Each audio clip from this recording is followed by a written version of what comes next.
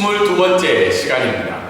이제 한 10번 정도만 하면 아브라함 이야기가 끝이 나니까 언제 이 시간이 지나갔나 저도 굉장히 뒤돌아보면 하나님의 은혜였던 것 같아요. 이 설교를 아브라함에 대해서 22번째 할 수 있고 할 수 있다는 것도 참 은혜고, 또 듣는 여러분들도 이제 아브라함 그만 얘기할 때도 됐는데 이제 4주째 예배 들으시는 분들은 새롭게 들릴 수도 있지만, 작년부터 계속 이 아브라함 얘기를 들은 분은 야, 아브라함 진짜 인생이 길다, 다른 사람들은 한 번에 설교할 수도 있는데 생각할 수도 있지만, 아브라함의 일생을 보면서 제가 받는 은혜도 많고, 제가 또 준비하면서 하나님 앞에 생각해야 될 내용들도 저도 많이 발견하는 것 같습니다. 오늘 제목은 반복되는 죄, 그렇지만 변함없는 하나님의 은혜에 대해서 20장 말씀을 통해서 나누고자 합니다. 우리가 가끔 범죄 이야기를 들어봤을 때 범죄자들이라는 이제 표현들이 있죠. 다르게 이야기해서 범죄자는 경찰이나 아니면 검사에 의해서 고소 고발을 당해서 판사가 결국은 형량을 집행하는 게 범죄자라고 이야기하죠. 그래서 보통 감옥에 있는 사람들은 이제 범죄자라고 이야기하는데, 이 범죄자들이 출소 이후에 재범하는 비율을 뉴스를 통해서 찾아보니까 2015년부터 2017년 자료이기는 하지만 다시 범죄를 저지르는 비율이 25% 정도가 된다고 합니다. 그러니까 생각보다는 굉장히 높은 수치죠. 4명 중에 1명이 다시 동일한 죄이든 아니면 다른 죄를 짓는 비율이 그만큼 높게 나타나고 있습니다. 그래서 이 죄 중에 그럼 재범하는 비율이 높은 범죄가 뭐냐? 이 두 가지로 나오고 있어요. 두 가지가 뭐냐면 마약이죠. 마약 사범은 50% 정도가 된다고 합니다. 다르게 이야기해서 경찰이나 검사에 의해서 어떻게요? 다시 고소를 당하거나 아니면 감옥에 가는 일들이 50%니까 실제적으로는 더 많다는 거죠. 한 70, 80%인데 잡혀서 다시 벌을 받는 게 50% 정도인 거죠. 그리고 의외에 음주운전이 있습니다. 음주운전이 몇 프로예요? 40에서 거의 50% 상간의 재범죄율이 있다는 거죠. 그래서 재범죄율이 전체적으로 25%이지만 특정한 사건과 죄에 대해서는 어떻게 해요? 사람들이 더 많이 동일한 죄를 반복하고 있다는 것이 뉴스를 통해서 우리가 알 수 있습니다. 오늘 읽었던 창세기 20장 말씀도 아브라함이 반복하는 죄에 대해서 이야기를 하고 있습니다. 특별히 아브라함은 여러분 생각해 볼 때 이 11장부터 20장까지 아브라함이 굉장히 멋있는 믿음의 행동도 많이 했죠. 어때요? 동쪽의 연합왕들이 소돔과 고모라 성에 쳐들어왔을 때 롯이 잡혀갔다는 이야기 들었을 때 어떻게 해요? 아브라함이 겁도 없이 318명의 자기의 종을 데리고 어떻게 해요? 전쟁에 나가고 거기서 전쟁을 승리하게 되죠. 그럴 때로는 어떻게 해요? 하나님의 이름을 부르며 모든 사람들이 알 수 있도록 예배를 드리는 장면도 나오고, 아무튼 아브라함이 굉장히 믿음의 조상으로서 보이는 믿음의 삶도 보여주고 있지만, 특별히 아브라함은 반복되는 죄의 모습을 또 보여주고 있어요. 다르게 얘기해서 아브라함에 있어서는 아크레스강 같은 거죠. 굉장히 그 부분에 있어서는 약한 부분이고 동일하게 범죄를 짓는데 두 가지로 이야기할 수 있어요. 두 가지가 뭐죠? 아브라함이 가장 약한 부분. 첫 번째는 아내입니다. 아내. 두 번째는 자식이죠. 아내와 자식에 있어서의 문제에서만큼은 아브라함이 반복적으로 죄를 짓고 있는 모습입니다. 오늘 20장에 나오는 본문은 어떻게 해요? 아브라함이 이미 12장에서 자기 아내를 어떻게 해요? 누이는 맞죠? 누이는 맞는데 자기 아내를 아내라고 부르지 않는 죄를 지어버린 거죠. 그래서 하나님 어떻게 해요? 급하게 애굽 왕 바로에게 나타나셔서 어떻게 해요? 재앙을 내리셔서 그 사건을 하나님이 죄에서 구원해 주시는 거죠. 근데 동일하게 오늘 본문의 말씀도 아브라함이 어떻게 해요? 누이라고 부르면서 자기 아내를 아내라고 이야기하지 않는 반복적인 죄를 짓게 되는 본문의 말씀의 내용이 나타나고 있습니다. 오늘 말씀을 통해서 첫 번째 우리 한번 읽어보도록 하겠습니다. 시작. 우리는 반복되는 죄가 무엇인지를 살피고 이겨나가야 합니다. 오늘 1절부터 8절까지의 말씀을 보면 아브라함이 먼저 1절 어떻게 해요? 이동을 하게 되죠. 네게부 땅으로 옮겨가 가데스와 술 사이에 그랄에 거류한다는 말이 있는데, 아브라함이 12장에서 애국 땅으로 내려간 건 정확하게 사건이 나오죠. 왜 내려갔나요? 기근 때문이었죠. 그 땅에 먹을 게 없어서. 근데 사실 아브라함은 자기 먹을 뿐만 아니라 어떤 걸 책임져야 되죠? 목축을 책임을 져야 되는 거예요. 그래서 그 땅에 기근이 내려서 목초지가 부족한 상황인데, 오늘도 동일하게 그랄로 거류하게 되었다는 거죠. 그랄은 헤브론에서 지금 있던 지역에서 거기까지가 한 50에서 70km 정도 떨어졌다고 합니다. 그러니까 굉장히 꽤 멀리 가축을 몰고 간 거죠. 물론 애국 땅까지는 내려가지 않았죠. 그래서 아브라함이 왜 그렇게 이동을 했을까? 본문은 나오진 않아요, 이유에 대해서. 그런데 많은 사람들이 생각해 볼 때 유목민의 삶이었다는 거예요. 다르게 얘기해서 아브라함과 이삭과 야곱과 요셉은 좀 다른 삶이지만 이 3대는 주로 어떻게 해요? 목축을 하면서 이동하는 유목민의 삶을 계속해서 살았다는 거죠. 그래서 그 유목민의 특징은 뭔가요? 먹일 목초지를 찾아서 이동하는 삶이라는 거예요. 그래서 생각해 볼 때 특별한 사항보다는 그들의 삶의 여러 가지 정황상 데리고 있던 가축들의 목초지를 찾아서 거기까지 내려가지 않았을까 생각해 보게 됩니다. 그러면서 2절에 어떻게 해요? 그의 아내 사례를 자기 누이라고 하였으며, 반복적인 죄가 이제 나타나는 거죠. 근데 오늘 본문 말씀 13절에 보면 뒤에 나오지만 아브라함이 이런 얘기를 합니다. 사라에게 집을 떠나 두루 다닐 때 내가 당신을 내 누이라고 이야기하겠습니다. 이 말은 통상적인 이야기라는 거죠. 어떤 부분에서는 그냥 어디 가서 어떻게 해요? 우리는 물론 어디 가서 내 가족을 소개를 할 때 내 아내입니다, 내 자녀입니다 얘기할 수 있지만, 이 당시의 문화에서는 어떻게 해요? 모르는 지역에 가서는 어떻게 해요? 그냥 우리 누이예요, 우리 가족이에요, 그냥 구체적으로 얘기하지 않았던 통상적인 이야기일 수도 있지만, 그럼에도 불구하고 어떻게 해요? 자기 아내를 누이라고 소개만 할 뿐 아내로 이야기하지 않았다는 거예요. 우리 혹시 결혼하신 분 중에 그런 일 경험하신 분 계세요? 내가 어떻게 남편이랑 어디를 갔는데, 아니면 내 부모님이랑 어디를 갔는데, 같이 사는 사람이에요, 내지 구체적으로 얘기하지 않는 경험을 당한 적이 있으세요? 내 배우자나 아니면 내 가족이 나를 소개할 때 나를 아들로 딸로 이야기하지 않고 그냥 같은 동네에 사는 사람이 이렇게 얘기한 적이 있는 분, 경험하신 분 있으세요? 혹시 그런 경험을 하면 어떤 마음이 들어요? 속상하죠. 억울하고, 저 사람이 지금. 근데 이 두 사람 사이는 이미 합의가 되었던 내용이라는 겁니다. 그래서 아브라함이 일상적인 통상적인 이야기를 할지라도 자기 아내를 구체적으로 이야기하지 않는 반복적인 죄를 지었다는 거죠. 그 죄로 말미암아 어떻게 해요? 아비멜렉이 사라를 후궁으로 취하게 되죠. 근데 우리가 생각할 때 그 당시에 또 사라 나이가 90세였다는 거죠. 90세. 애국 땅에 갔을 때도 나이가 80몇이었고 지금도 90세였는데 왜 이렇게 나이든 여성을 그렇게 아내로 삼고 싶어 했을까? 랍비 문헌에 보면, 성경의 내용이 아니고 유대 문헌에 보면 하나님이 이 사라를 통해서 이삭을 출산하게끔 하려면 육체가 어떻게 해야 된다고요?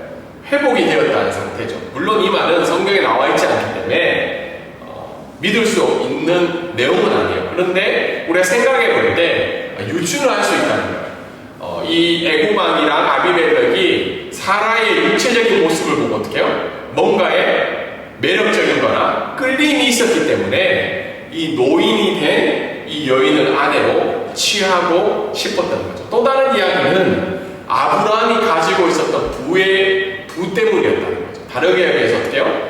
그 아브라함의 가족을 내 아내로 취했을 때 어떻게 해요? 그 부도 함께 누릴 수 있는 여러 가지 이제 정략적인 마음들도 있었다는 거예요. 아무튼 아비멜렉이 사라로 후궁으로 맞고 난 다음에 하나님이 어떻게 해요? 꿈에 나타나셔서 아비멜렉을 책망하고 있죠. 그 책망의 내용은 뭐예요? 내가 남편이 있는 아내를 취했기 때문에 너를 죽이겠다는 내용입니다. 아무튼 꿈을 통해서 하나님이 아비멜렉을 책망하고 있는 사항이죠. 그리고 난 다음에 아비멜렉이 하나님과의 꿈속에서의 대화를 마치고 난 다음에 자기의 종들을 불러서 밤에 꿈을 꿨던 내용을 이야기하면서 함께 두려움에 떨고 있는 내용이 오늘 20장 1절부터 8절까지의 말씀입니다. 그럼 우리가 생각해 볼 때 우리 생각할 수 있잖아요. 왜 아브라함이 그렇게 반복적인 죄를 지을까? 여러분, 아브라함은 하나님을 여러 번 경험했던 사람이고 여러 번 하나님 앞에 믿음의 고백을 했던 사람인데 왜 반복적으로 죄를 지을까? 그것은 바로 우리의 인간의 근원적인 어떻게 해요? 생명에 대한 두려움, 삶에 대한 두려움 때문이라는 겁니다. 20장 11절에 보면 어떻게 나와 있나요? 우리 한번 읽어볼까요? 자, 시작. 아브라함이 이르되 이곳에서는 하나님을 두려움이 없으니 내 아내로 말미암아 사람들이 나를 죽을까 생각하였으니요. 다르게 이야기해서 아브라함 마음 가운데는 자기의 생명에 대한 두려움, 자기의 미래에 대한 두려움이 어떻게 해요? 찾아왔기 때문에 그 죄를 반복적으로 지을 수밖에 없다는 겁니다. 오늘날도 많은 사람들이 재범을 하고 동일한 죄를 짓는 이유 중에 하나가 뭐예요? 내 삶에 대한 두려움입니다. 두려움. 왜 우리가 다른 사람에게 죄를 지었을 때 죄를 짓기 전에 거짓말을 하고 그것을 덮으려고 하는 그 이유 중에 하나는 인간의 가장 불안한 요소인 거죠. 두려움 때문이에요. 두려움. 그래서 나에게 있어서 가장 많이 두려워하고 실패하는 부분이 무엇인가를 먼저 우리가 발견해야 된다는 겁니다. 우리가 생각할 때 많은 사람들이 사실은 제가 정치 얘기하는 건 그렇게 원치는 않습니다. 그런데 우리가 탄핵 사건을 봤을 때 이 양쪽 다 두려움이 있는 겁니다. 대통령은 대통령대로 두려움이 있었고 뭐죠? 그 탄핵을 하게끔 계속적으로 했던 그 당도 두려움이 있었다는 거죠. 이 두려움이 나타났을 때 극단적인 상황으로 양쪽 다 나타나는 부분들을 우리가 발견할 수 있는데 동일하게 우리에게 있어서 가장 두려워하고 실패하는 부분이 무엇인가를 우리가 발견을 먼저 해야 된다는 거예요. 많은 사람들이 뭐에 대해서 두려움을 느끼고 있나요? 돈이죠, 돈. 재정. 여러분, 통장에 좀 넉넉할 정도로 있으세요? 가지고 있으신가요? 뭐 있으신 분도 있을 수도 있고 없을 수도 있는데 아예 없으면 별로 두려움이 없어요. 그렇죠? 네, 원래 없으니까. 그런데 재정에 관해서 내 돈의 통장이 줄어들 때마다 우리가 불안을 느끼는 게 우리 인간의 마음이라는 겁니다. 그리고 많이 두렵고 실패하는 부분은 뭐죠? 관계의 문제. 때로는 어떻게 해요? 우리 가족과 가정의 문제가 내 발목을 나의 아킬레스건으로 늘 작용할 때가 있다는 겁니다.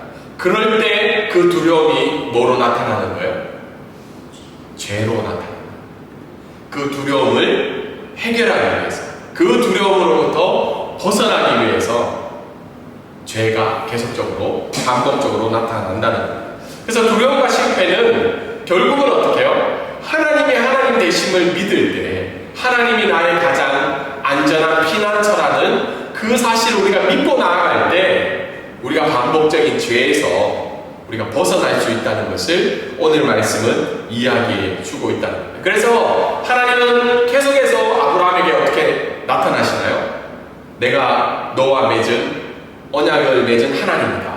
내가 너를 통해서 이런 일들을 행할 것이라는 것들을 계속해서 반복적으로 이야기하고 있죠. 두 번째 오늘 말씀을 통해서 알 수 있는 것은 죄의 결과는 타인에게도 영향을 준다는 거예요. 죄는 나 혼자만의 문제가 아니라 나와 함께 생활하는 사람들에게 동일한 악한 영향력을 준다는 겁니다. 오늘 3절에 나타나서 하나님이 이렇게 이야기했죠. 너는 죽는다. 왜냐하면 내가 남편이 있는 여자를 취했기 때문이다. 그자 아비멜렉이 변명을 하고 있죠. 하나님 앞에 이야기하는 게 나는 그 여자 아직 취하지 않았습니다. 당신이 아는 대로 나는 하나님 앞에 의로운 백성이고 이 일은 누구의 일 때문에 시작이 됐다는 거예요? 아브라함과 사라의 거짓말 때문에. 아브라함만 거짓말한 게 아니고 사라도 동일하게 자기 오빠라고 이야기하는 거죠. 그래서 나는 죄를 짓지 않았다. 하나님 앞에 그런 변명을 하고 있는 거죠. 그런데 그 아비멜렉이 사라를 취함으로 말미암아 어떤 결과가 나타나나요? 18절에 나오죠. 아비멜렉의 모든 대문을 하나님이 닫아버리신 거죠. 아브라함의 거짓말로 인해서 아비멜렉이 그 죄의 결과를 함께 누리고 있다는 겁니다. 아브라함의 죄로 말미암아 아브라함의 가족뿐만 아니라 아비멜렉의 모든 사람들도 동일하게 그 결과를 함께 겪고 있다는 겁니다. 오늘 이 말씀을 통해서 우리가 생각해 볼 때 사도행전에 나오는 말씀도 있죠. 아나니아와 삽비라의 사건. 그리고 어떻게 해요? 여호수아 때도 어떻게 해요? 전쟁에서 패배한 이유가 한 사람의 죄 때문에 그 모든 공동체가 영향을 받고 있다는 겁니다. 동일하게 우리가 죄의 심각성을 생각할 때 그 죄는 나의 죄뿐만 아니라 나의 가정과 공동체에게도 그 죄의 결과가 영향력이 간다는 사실을 우리가 심각하게 깨달아야 된다는 겁니다. 그리고 마지막으로 오늘 말씀을 통해서 우리가 알 수 있는 것은 하나님의 공의에 대한 두려움을 가져야 된다는 거예요. 우리가 미래에 대한 두려움을 버려야 해요. 왜냐하면 하나님이 나와 함께 하신다는 믿음이 있기 때문에. 그런데 죄에 대한 두려움은 가져야 돼요. 왜냐? 그 죄에 대해서 하나님은 하나님의 공의로 심판하시기 때문입니다. 여러분, 믿는 자들도 구원받은 이후에 하나님의 심판을 경험할까요? 안 할까요? 경험합니다. 그리고 마지막 때 하나님이 우리의 죄를 심판하실까요? 심판하시지 않을까요? 심판하시죠. 다만 그 심판에 대해서 어떻게 해요? 예수 그리스도의 구원의 은혜로 말미암아 우리가 의인으로서 천국에 갈 수 있지만 우리가 지은 죄에 대해서는 마지막 날에 심판을 하신다는 겁니다. 우리가 반복적으로 죄를 짓는 이유 중에 하나가 뭐예요? 사람의 눈만 피해갈 수 있고 사람을 속일 수 있다는 믿음이 있기 때문이죠. 그런데 궁극적으로는 그 죄에 대해서 누가 심판하신다는 거예요? 하나님의 공의로 죄를 심판하신다는 거예요. 그 하나님에 대한 공의에 대한 두려움이 없기 때문에 반복적으로 우리가 죄를 짓는다는 거죠. 빌 하이리스 목사님의 유명한 책이 있죠. 아무도 없을 때 당신은 누구인가? 라는 질문을 던지죠. 우리가 사람의 눈들은 피해갈 수 있지만 아무도 없을 때 우리가 반복적인 죄를 짓는 부분이 있다면 그것은 바로 하나님에 대한 하나님의 공의에 대한 두려움이 우리 가운데 없다는 사실입니다. 오늘 말씀을 통해서 우리가 두 번째 우리가 알 수 있는 것 한번 읽어보겠습니다. 자, 시작. 반복되는 죄 가운데서도 변함없는 은혜를 베푸시는 하나님께 간구해야 됩니다. 오늘 9절부터 18절 말씀에 아비멜렉이 아브라함을 불러서 책망하고 있죠. 너 때문에 어떻게 해요? 나 죽을 뻔했다는 거죠.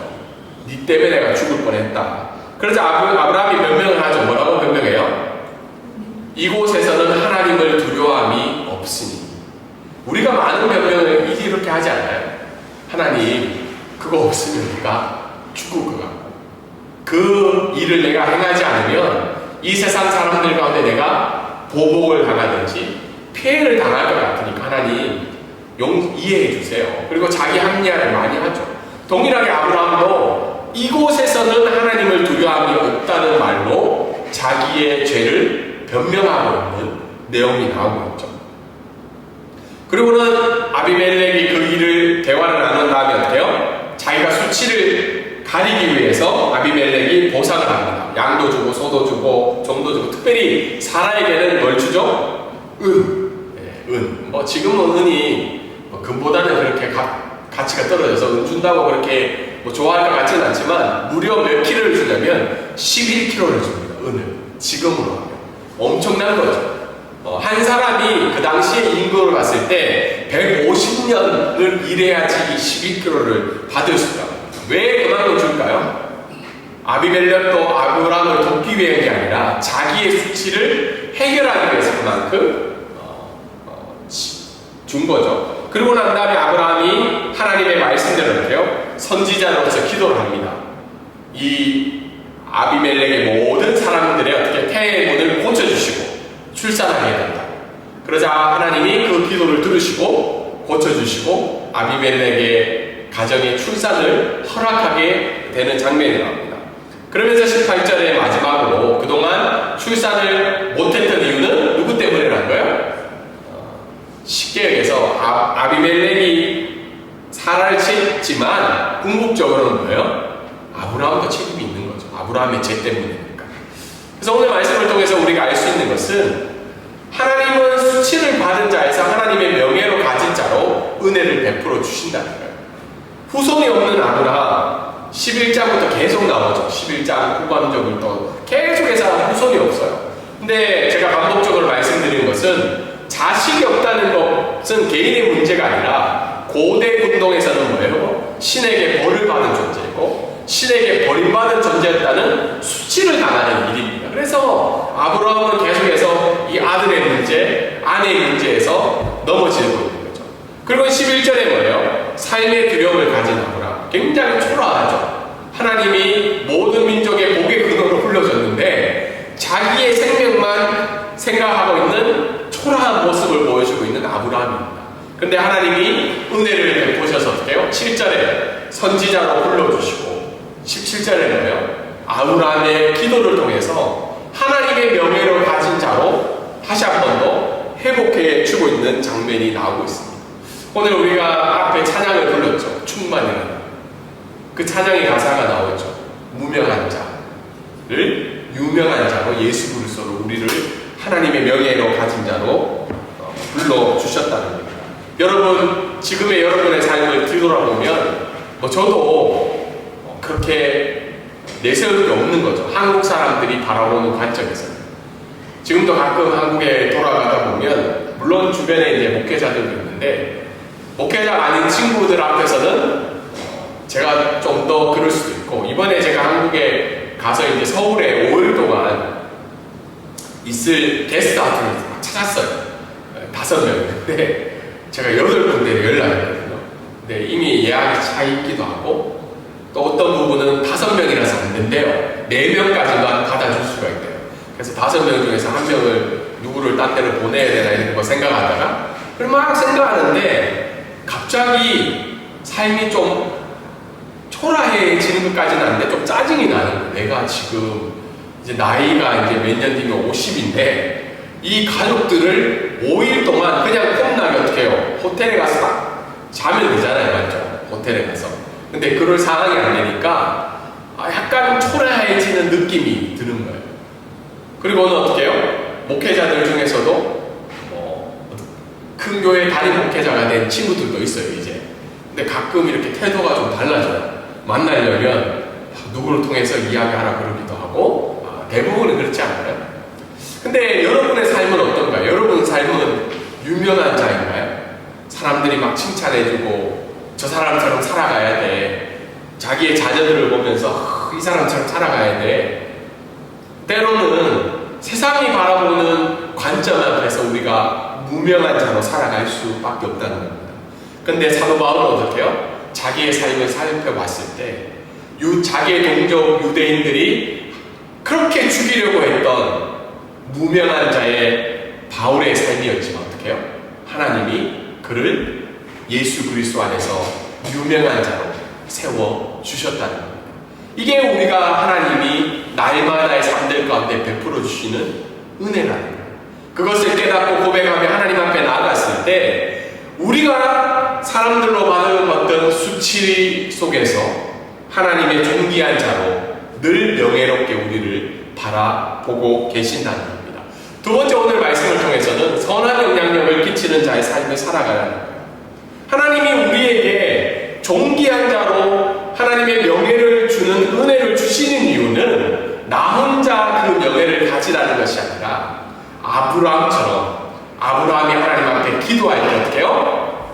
아비멜렉의 불임의 문제가 해결된 것처럼 우리를 은혜로 주신 이유는 땅의 모든 족속이 우리로 말미암아 복을 받게 하게 하시기 위해서 우리에게 은혜를 베풀어 주시고 있다는 겁니다. 여러분 우리가 기도할 때마다 나 자신의 문제를 위해서 기도해야 돼요. 나의 가정과 나 자신을 위해서. 그런데 지금 이때 우리가 기도를 뭘 해야 될까요? 우리나라를 위해서 기도해야 돼요, 여러분. 이거는 뭐 좌우를 떠나서의 문제가 아니라 우리나라를 허락하신 그 하나님을 생각하면서 기도해야 되는 때이고, 미얀마 백성들을 위해서 우리가 눈물을 흘리며 기도해야 됩니다. 그리고 이 땅 가운데 하나님이 없는 것처럼 살아가는 이 방콕 땅 가운데 우리가 의인의 기도를 들어오셨던 그 하나님처럼 동일하게 우리가 기도할 때 하나님이 그 기도에 응답해 주시고 우리의 삶을 통해 하나님이 그 땅 가운데 복을 내려 주신다는 겁니다. 우리 앉아 계신 분 중에 뭐 방콕에 사신 분도 있고 캄보디아에서 오신 분도 있고 라오스에 오신 분도 있는데 이제 떠나왔다고 잊지 마시고 그 땅을 위해서 계속 기도하셔야 돼요. 캄보디아 땅을 위해 기도하시고 라오스 땅을 위해서 기도하시고 우리의 기도를 통해서 하나님이 그 땅 가운데 은혜를 베풀어 주신다는 겁니다. 마지막으로 오늘 말씀 가운데 우리가 살펴볼 것은 우리의 인생에 늘 계획하시는 변함없는 하나님의 은혜를 우리가 생각할 수 있습니다. 우리가 11장부터 생각해 볼 때 하나님은 아브라함과 맺은 언약을 지키기 위해서 어떻게 해요? 애국 왕에게 잡혀갔을 때도 어떻게 해요? 은혜를 베풀어 주시죠. 사실은 제가 하나님 보면 좀 괘씸할 것 같아요. 시컷 다 약속했는데 계속 약속을 번복한 사람이 누구예요? 아브라함이죠. 하나님은 11장부터 20장까지 엄청나게 아브라함의 삶 속에 개입을 하세요. 세알려 보면 5번 이상이에요. 근데 아브라함은 계속해서 어떻게 해요? 그 언약을 파기하고 약한 모습, 불안한 모습, 하나님 앞에 실패하고 두려운 모습을 보여주고 있죠. 그런데 하나님이 어떻게 해요?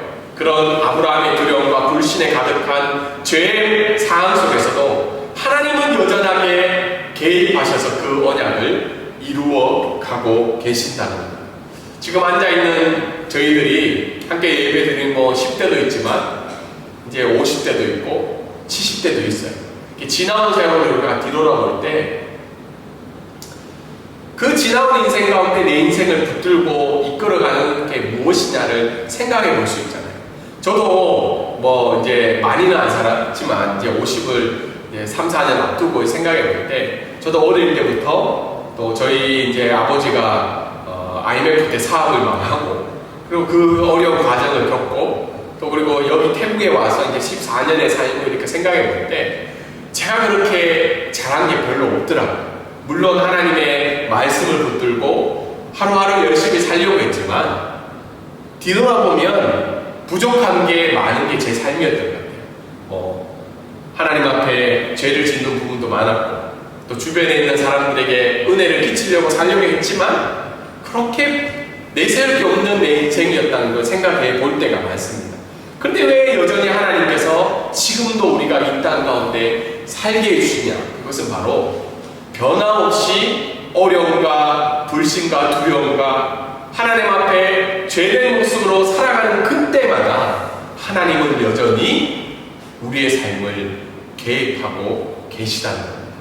그 개입의 은혜를 우리가 고백하고 찬양하며 그 하나님을 인정하며 나아갈 때 반복적인 죄의 모습에서 우리가 이겨나갈 수 있고 또한 우리에게 주어진 삶들을 하나님의 언약을 이루어가며 살아갈 수 있다는 것을 오늘 본문의 말씀을 통해서 알 수가 있습니다. 오늘 말씀을 두 가지로 간단히 적용해 보면 나의 반복되는 죄가 무엇인지 나의 가장 약한 부분이 무엇인지를 깨닫게 해주셔서 하나님의 공의를 두려워하며 특별히 하나님만이 나의 참된 인도자이심을 믿고 살아가는 은혜가 있기를 소망합니다. 또한 내 삶 속에서 어떻게 해요? 변함없는 하나님의 은혜로 개입해 주시는 그 하나님을 경험하게 해주시고 무엇보다도 나의 부족한 삶이지만 나의 삶을 통해서 이 땅 가운데 내 주변이 하나님의 복을 누릴 수 있는 귀한 삶이 되게 해달라고 기도하며 나가시는 저와 여러분이 되기를 주님의 이름으로 소망합니다. 네.